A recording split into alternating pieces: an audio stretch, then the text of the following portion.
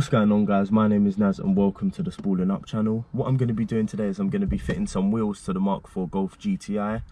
But before we get into the video, I just want to say a big thank you to some of you guys out there that have subscribed to the channel, or commented and liked the video, so on and so forth. I've had some interesting conversations with some of you guys out on YouTube.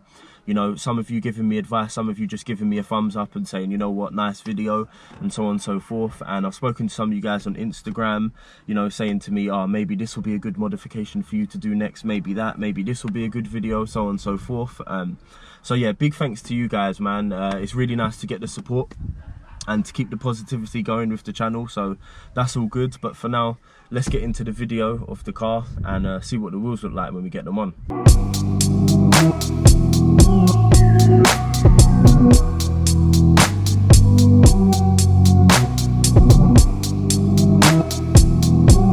So let's just have a quick look at the car at the minute. That's sort of what the front's sitting like, and as you can see, the wheel sits quite deep inside the wheel arch, so on and so forth. Little gap up the top of there, so it's not too slammed at the minute. And around to the back, same story really, not too bad.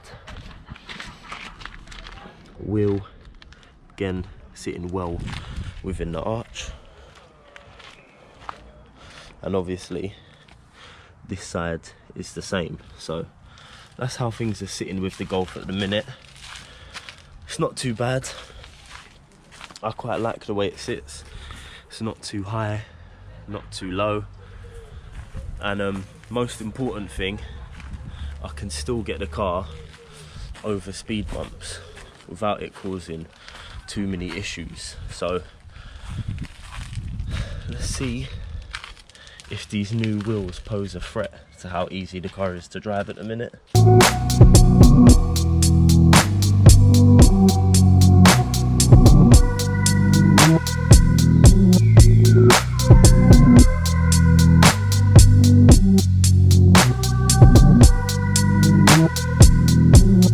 Okay, so now we've had a good old look at the wheels and tyres. I'm going to try and get them on and fitted.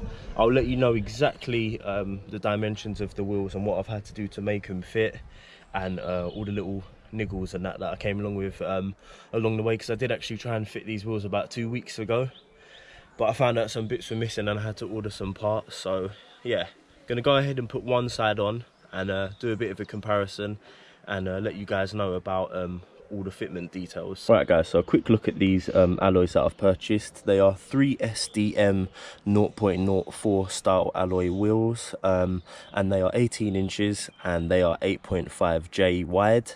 So here they are in all their glory, not in too bad shape at all. The tyres I've got on here are a 205/35 R18, and they've got a cheeky little stretch on them. They are Nakangs, Nakang NS20s, so pretty good little ditch finders these. But as I'm not going to be driving the car too hard, as I don't have it mapped and stuff yet, not too stressed about the tyres. These have got plenty of tread on them, so I'm not even going to cry about them for now. So this is the front wheel. It also has an ET of 35, so I'll try and explain a little bit about that. But because of that ET35, I'm going to have to be fitting spacers on the front, 10mm spacers, just so the inside of the wheel doesn't come into contact with the coilovers. But I'll show that to you guys in a bit. So yeah, these are the new wheels. Right guys, so let's have a look at this wheel. This is just the standard BBS Montreal in 16 inch. It's a shame that these wheels aren't bigger, although they do a really similar set of wheels on the MK4 GTI edition 35. These are on a 205/55 R16 tyre. The wheels are 6.5J, and I believe they have an ET of 42. Now this whole ET thing is pretty complicated to explain, because whether the wheels will fit your car or not also depends on the actual width of the wheel, so width and offset.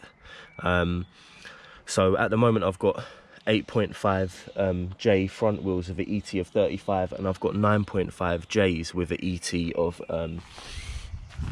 35 over here. Now, it's difficult to explain, but the ET is basically the distance from the mounting surface of the wheel to the center of the wheel. So obviously, if you've got a bigger distance between the mounting surface of the wheel and the center of the wheel, it's going to leave you a lot closer to the coilover once the wheel's on. But if you've got a smaller ET, this face of the wheel will be closer to the middle, which will leave you further away from the coilover, if you know what I mean, or the strut, if you like. It's really hard to explain, so I'm not gonna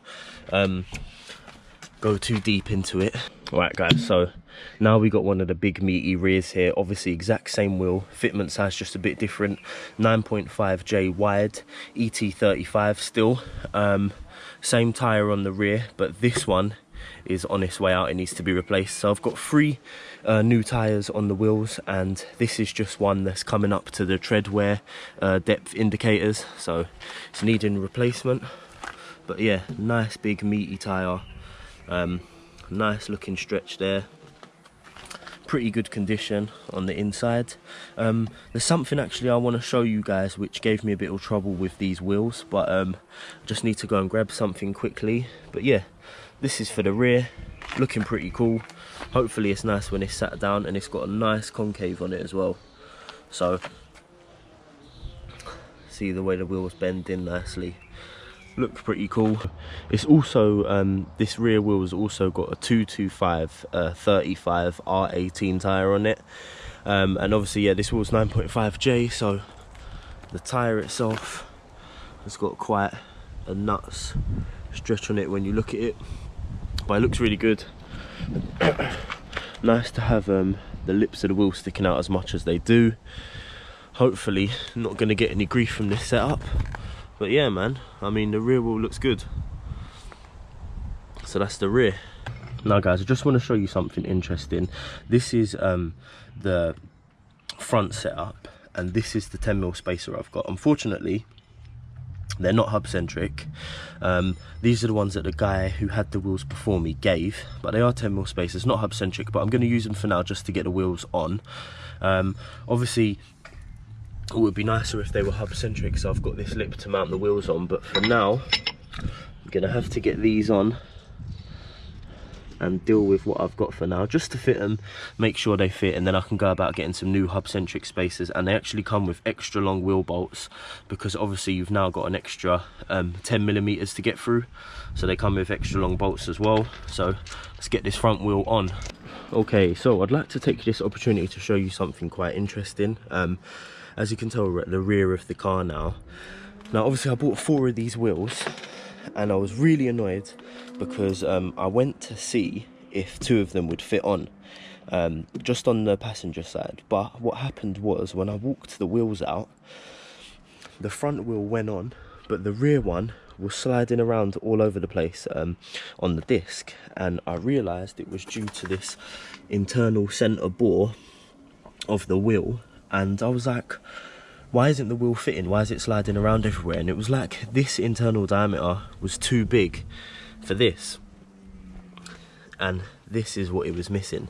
So it's just a spigot for the inside of the wheel. Now 3 of the wheels had them, but the 2 I picked, one of them did and one of them didn't. So I brought the wheels in and I was like, it's not going to work. So weeks ago I didn't even get to see if these wheels will fit, so I'm just going to fit that in there, so it will basically fit on there nice and snug once the wheel goes on now, rather than wiggling around all over the place.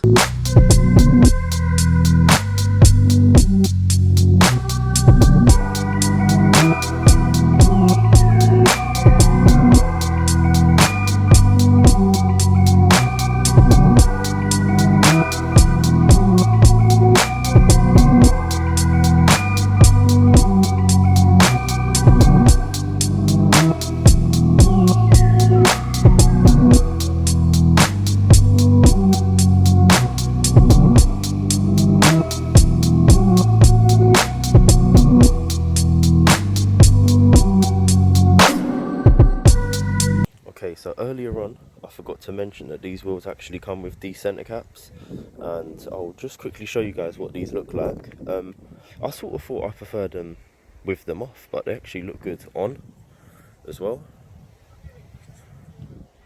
So that's with the centre caps on. Thinking they look pretty nice. I prefer them off, but they still look good on. But there we go anyway, guys. Okay, so I've just pulled over to see what the car looks like with the wheels on now. First thing I realised is that it needs to be lowered a little bit more at the front mostly, and also second thing, I've got the direction of the wheels wrong. So the rears are right, but the fronts need swapping over. They're actually facing the wrong way, they're rotating the wrong way, and that's the tyres and wheels, both of them. But yeah, other than that, I'm really happy with the exact line of them. They don't poke out too much or anything. So once I get this sitting down a little bit more, it's going to be looking really good. But definitely happy with the way the wheels look, and for the price I paid as well, it's pretty good. So I'm definitely happy with these. But yeah, like I said, need to lower it, and I need to swap the front wheels around. Okay guys, so I just want to sum up the video on the Golf for today on fitting the wheels. So obviously it went really well, the wheels fit and they look wicked on the car. One thing aesthetically that needs to be changed is I need to lower the front of the car more. And I've realised that since putting the wheels on, because the front wheels actually look smaller than the rear ones, and that's because there's a lot more room around the arch from where the car is sitting a bit higher at the front. So I need to sort out the ride height, get it a bit more even. Might have to drop the rear a little bit as well. Sort of in two minds about it, because I don't want the car to become undrivable. Obviously there's a fine line between having a car that looks really great and going over the top, and having a car that's pretty much undrivable, waiting for ages at speed bumps, putting the wheels in the firing line for damage as the suspension gets stiffer, and just things like that really. I don't want to destroy the car, so gonna have to have a good think about that and plan something out. In terms of fitting the wheels, I need to swap the two front wheels around because the direction's wrong. Obviously the tyre's got a direction and the wheel itself has got a direction, so I want that set up properly. Also want to buy two proper hub-centric spacers for the front, with extra long lock-in wheel bolts before I decide to keep the wheels as a permanent fixture on the car. And there's also two of them that I want to get refurbed. A little bit of curb damage. Obviously when you've got a tyre stretch like the ones that are on the wheels at the minute, you leave them susceptible to being damaged because the lip's literally sticking out so much. So got to be really careful. And also I need a rear tyre. It's not going to cost me an arm and a leg to set all of these things up, because I think the hub-centric spacers you can get for about £60 or so, and I can buy a rear tyre for sort of under 100 quid or whatever. I'm not too fussed about having, you know, the best, most stickiest tyres on this car, because it's not a track toy, and it's not even mapped, so it's not even like it's got ridiculous power at the minute to be wanting to try and put it down. So that's it for the minute, guys. I hope you've enjoyed the video. It's been a bit of a different one for me because mostly I'm doing performance things all the time. But yeah, I hope you guys have enjoyed it. I certainly think the wheels look good and stuff. Just got to do a little bit of fettling with the car. So guys, it's been nice to have some of you guys subscribing as well. So keep on doing that, guys. And comment if you want to comment, and give a thumbs up if you like the video. But for now, I'll see you at the next video, guys.